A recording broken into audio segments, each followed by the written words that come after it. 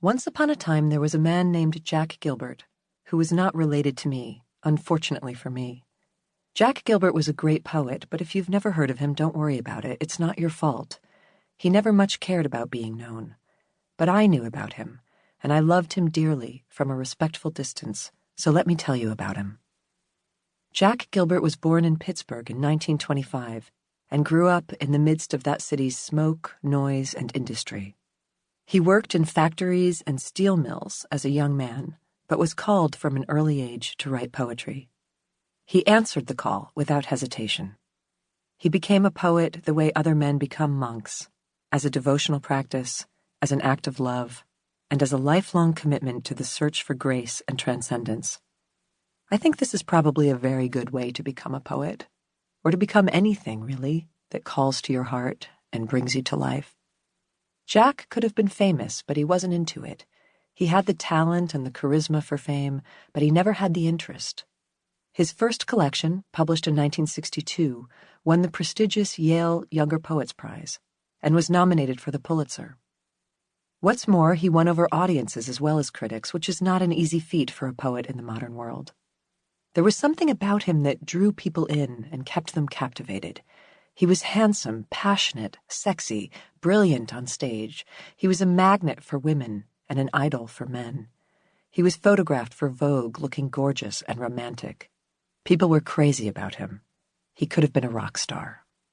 Instead, he disappeared. He didn't want to be distracted by too much commotion.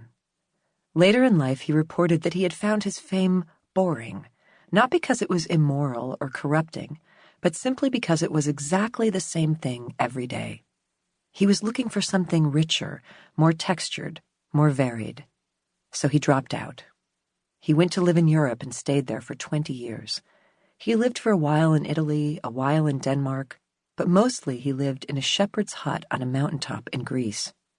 There, he contemplated the eternal mysteries, watched the light change, and wrote his poems in private.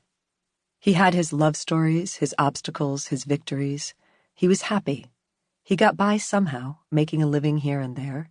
He needed little. He allowed his name to be forgotten. After 2 decades, Jack Gilbert resurfaced and published another collection of poems.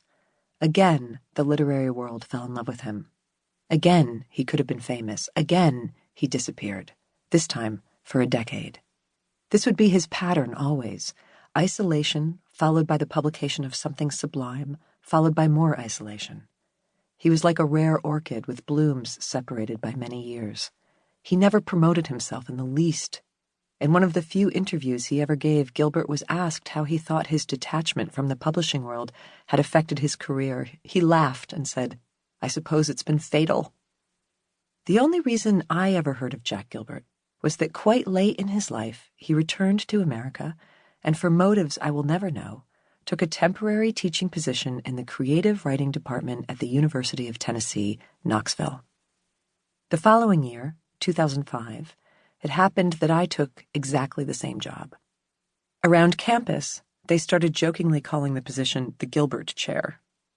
I found Jack Gilbert's books in my office, the office that had once been his. It was almost like the room was still warm from his presence. I read his poems and was overcome by their grandeur and by how much his writing reminded me of Whitman. "We must risk delight," he wrote. "We must have the stubbornness to accept our gladness in the ruthless furnace of this world." He and I had the same surname, we'd held the same job, we had inhabited the same office, we had taught many of the same students, and now I was in love with his words. Naturally enough, I became deeply curious about him. I asked around, who was Jack Gilbert? Students told me he was the most extraordinary man they'd ever encountered. He had seemed not quite of this world, they said. He seemed to live in a state of uninterrupted marvel, and he encouraged them to do the same. He didn't so much teach them how to write poetry, they said, but why, because of delight, because of stubborn gladness. He told them that they must live their most creative lives as a means of fighting back against the ruthless furnace of this world. Most of all, though, he asked his students to be brave. Without bravery, he instructed, they would never be able to realize the vaulting scope of their own capacities. Without bravery, they would never know the world as richly as it longs to be known. Without bravery, their lives would remain small, far smaller than they probably wanted their lives to be. I never met Jack Gilbert myself, and now he is gone. He passed away in 2012. I probably could have made it a personal mission to seek him out and meet him while he was still living, but I never really wanted to. Experience has taught me to be careful of meeting my heroes in person. It can be terribly disappointing. Anyway, I quite liked the way he lived inside my imagination as a massive and powerful presence, built out of his poems and the stories I'd heard about him. So I decided to know him only that way, through my imagination.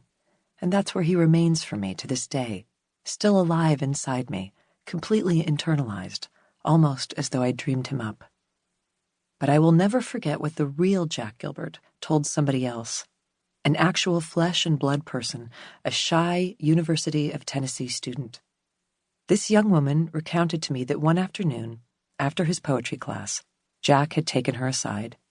He complimented her work, then asked her what she wanted to do with her life. Hesitantly, she admitted that perhaps she wanted to be a writer. He smiled at the girl with infinite compassion and asked, "Do you have the courage? Do you have the courage to bring forth this work?